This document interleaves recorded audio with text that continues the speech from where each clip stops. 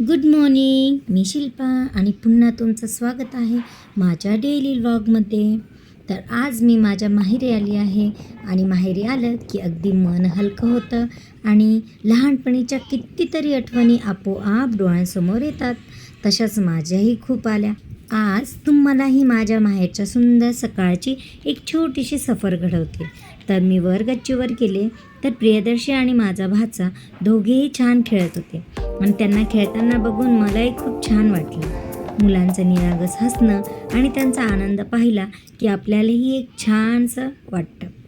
माझी मम्मीही तिथे होती. मम्मी जवळ असली की घराला एक वेगळीच ऊब मिळते.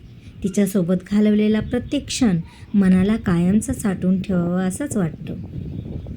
आणि बघा ना, आजूबाजूला किती सुंदर हिरवाई, झाड, शेती, मोकळी हवा. शहराच्या गडबडीत असे क्षण फार कमी मिळतात.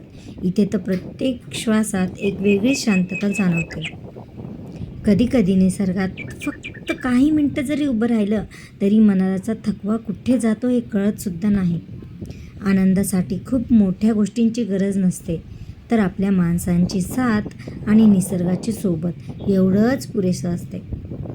तर अशाच छोट्या छोट्या क्षणांमध्ये आयुष्याचं खरं सौंदर्य दडलेलं असतं.